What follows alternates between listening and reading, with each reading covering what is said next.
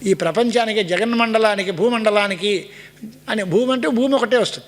జగన్మండల మండల మొత్తం జగత్తుకి అంతటికి ఆయన అలంకారంగా ఉన్నాడు, మండనుడుగా ఉన్నాడు కనుక ఆయనకి మండన మిశ్రుడు అనే పేరు వచ్చింది. అక్కడ ఆయన సర్వ దర్శన అర్థ విచారవాన్, అన్ని దర్శనముల యొక్క అర్థాన్ని బాగా విచారణ చేసేవారు. దర్శనం అంటే ఏంటి అంటే మనకి తెలియదు. దృశ్యతే పదార్థతత్వం అనేనైతే దర్శనం అని పరమాత్మ యొక్క నిజమైన స్వరూపాన్ని దేని ద్వారా చూస్తామో దానికి దర్శనం అని పేరు. చూడ్డానికి వీలుగా నేత్రాలు అంటాం. కళ్ళజోడు వెంకయ్యనాయుడు గారు మాట అంటూ ఉండేవారు, కళ్ళజోడు అసలు కన్ను ఉంటే కళ్ళజోడు గొప్ప, కానీ కన్నే లేకపోతే కళ్ళజోడు ఏంటే అని. మాతృభాష కన్ను లాంటిది, విదేశీ భాషలన్నీ సులోచనాలు లాంటివి అని ఆయన మాకి ప్రెసిడెంట్ అవార్డులు ఇచ్చే సందర్భంలో ఆయన మాట్లాడారు. మాతృభాష ప్రాశస్త్యం చెబుతూ కళ్ళజోడుకి కంటికి ఉండే సంబంధం ఎలాంటిదో ఇతర భాషలకి మాతృభాషకి ఉండే సంబంధం అలాంటిది అని మన ఉపరాష్ట్రపతి గారు చెప్పారు. అలాగా దర్శనం అంటే ఏమిటో తెలిస్తే దర్శనార్థం చాలా తెలుస్తుంది. చూడడానికి సాధనం. దేన్ని చూస్తారు అని అంటే బయటవన్నీ చూడడానికి కన్ను చాలు, కానీ మన కంటికి గోచరం కానివి, మనం ఊహించడానికి వీలు లేనివి అయినటువంటి రహస్యాతి రహస్యములైన విషయాలు ఉంటాయి. వాటిని తెలుసుకోవాలి అంటే ఏం చేయాలి?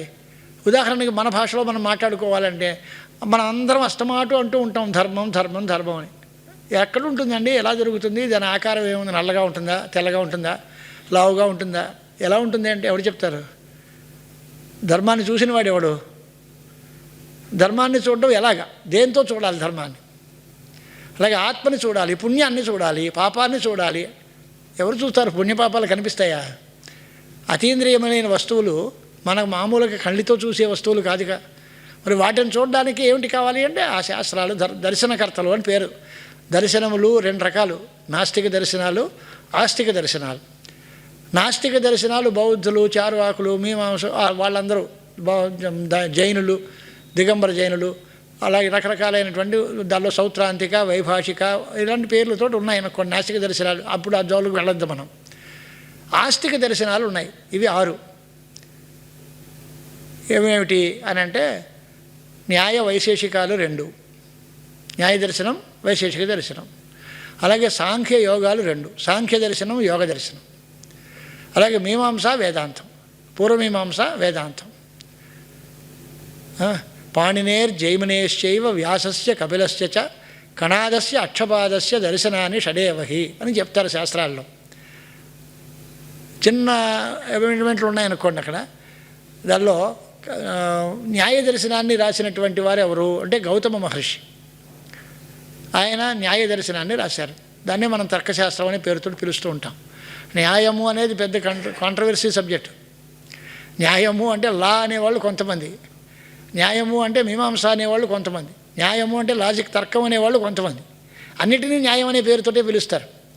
న్యాయశాస్త్రము అంటే తర్కశాస్త్రము, న్యాయశాస్త్రము అంటే న్యాయాలని చెప్పినటువంటిది మీమాంసా న్యాయములు, మీమాంసా శాస్త్రము.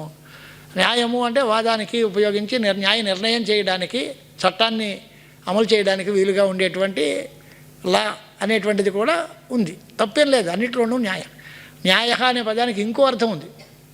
ఇప్పుడు చాలనీయ న్యాయము అంటారు.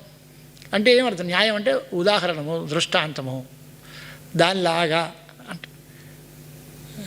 చాలనీయ న్యాయంతో అంటే చాలనీయ అంటే జల్లెడ దృష్టాంతంతో. జల్లెడలో కన్నాలు ఉంటాయి. ఆ కన్నాల్లో ఒక దానిలోంచి ఒకటి, ఇంకో దానిలోంచి ఇంకోటి, ఇంకో దానిలోంచి ఒకటి, అన్ని కిందలు జారిపోతూ ఉంటాయి. అలాగా ఏదైనా ఒక వస్తువులను అన్నిటినీ ఒక చోట పోగు పెట్టాలి అంటే అది వేరే వేరే మార్గాల్లో అది జారిపోతూ ఉంటాయి అనే చెప్పడం కోసం చాలనీయ న్యాయం అంటారు, జల్లెడలాగా అంటాం. ఇలాంటి దృష్టాంతాలు లోకంలో బోల్డన్ని ఉంటాయి. లోకన్యాయాలు, లోకన్యాయము అని పేరుతో కూడా మనం చూపిస్తూ ఉంటాం కదా. లోకన్యాయం అంటే ఏమర్థం? లోకం తీరు, లోకంలో జరిగిన దాన్ని దృష్టాంతంగా పెట్టుకుని ఇదిగో దానిలాగా సింహావలోకన న్యాయం అంటాం. సింహావలోకన న్యాయం అంటే ఏమర్థం? సింహం వెనక తిరిగి చూసినట్టుగా మనం కూడా ఎంతవరకు నిర్ణయం అయింది, వెనకాల పుస్తకంలో ఏముంది, దాన్ని ఒకసారి వెనక్కి తిరిగి ఆలోచించుకోవడం అనేదానికి సింహం ఆలోచించినట్టుగా. అలాగే మార్జాల కిశోర న్యాయం, మర్కట కిశోర న్యాయం. న్యాయం అంటే ఏంటి? దానిలాగా పోలికది, దృష్టాంతం. దాన్ని న్యాయం అనే అంటాం. కానీ మనకి ఉండే పారిభాషిక పదాల్లో ప్రమాణైర్ అర్థపరీక్షణం న్యాయ అని మన పరిభాష. ప్రమాణములు చూపించి నిజమైన అర్థాన్ని పరీక్ష చేయాలి. అది న్యాయం అంటే. ఉదయనాచార్యుల వారు న్యాయం గురించి ఒక మాట మాట్లాడారు. ఆత్మని చూడడం కోసం దర్శనం చేయాలని ఉంది ఉపనిషత్తుల్లో. ఆత్మదర్శనానికి శ్రోతవ్య, మంతవ్య, నిధిధ్యాసితవ్య అని 3 సాధనాలు చెప్పారు. బృహదారణ్యకంలో ఉంది. ఆత్మావారే ద్రష్టవ్య, శ్రోతవ్యో, మంతవ్యో, నిధిధ్యాసితవ్య అని. ఆత్మని దర్శనం చేయాలి. ఎవరు చెప్పారు? యాజ్ఞవల్క్య మహర్షి తన భార్య అయిన మైత్రేయితో చెప్పారు ఈ మాటలు. ఆత్మను చూడాలి అని. చూడాలంటే ఎలా చూస్తామండి, కనిపించేది కాదు కదా అంది ఆవిడ. అంటే దానికోసం నువ్వు శ్రవణం చేయాలి, మననం చేయాలి, నిధిధ్యాసనం చేయాలి అని 3 మార్గాలు చెప్పారు. శ్రవణం అంటే ఏమిటి అంటే ఉపనిషద్ వాక్యముల ద్వారా ఆత్మని గురించి వినాలి. విన్నంత మాత్రాన సరిపోదు, దాని యందు తాత్పర్యంతో, శ్రద్ధాశక్తులతో, దాని యందే దృష్టి పెట్టి నమ్మకంతో దాన్ని వింటే దాన్ని శ్రవణం అంటారు. ఊరికే యథాలాభంగా చేత్తో వింటే శ్రవణం కాదు అది. దాని యందు తాత్పర్యంతో, అది చెప్పింది నిజము అనే భావంతో ఉపనిషత్తులు చెప్పినటువంటి వేదాంత తత్వాన్ని వింటే దానికి శ్రవణము అని పేరు. దాని తర్వాత మననం అండి. ఆయన రాసిన శ్లోకం న్యాయచర్చేయం ఈశస్య మననవ్యపదేశభాక్ ఉపాసనైవ క్రియతే శ్రవణ అనంతరాగత అని కుసుమాంజలిలో శ్లోకం రాశారు ఆయన. శ్రవణం తర్వాత మననం అనేది ఉంది. మననం అంటే ఏమిటి అని అంటే న్యాయచర్చ ఆ మననం దానిది, మననస్థానీయము అన్నాడు. న్యాయచర్చేయం ఈశస్య మననవ్యపదేశభాక్, పరమేశ్వరుడిని గురించి మననం చేసుకోవటం.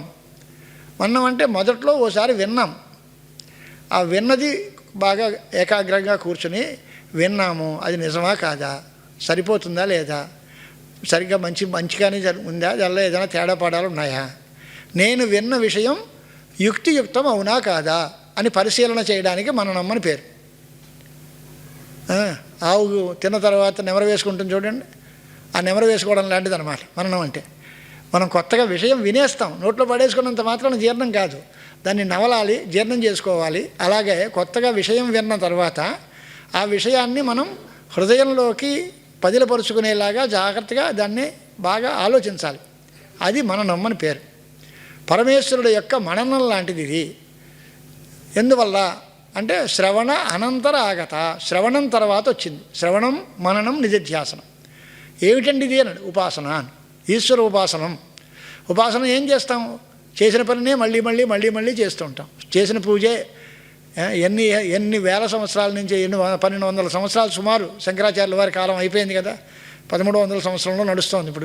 ఇప్పుడు ఆయన చేసిన చంద్రమౌళీశ్వర పూజ ఇవాళ వరకు మన వాళ్ళు గురువు గారు చేస్తున్నారంటే ఎందుకు చేస్తున్నారు? ఇది ఆయన చేశారు చాలు కదా.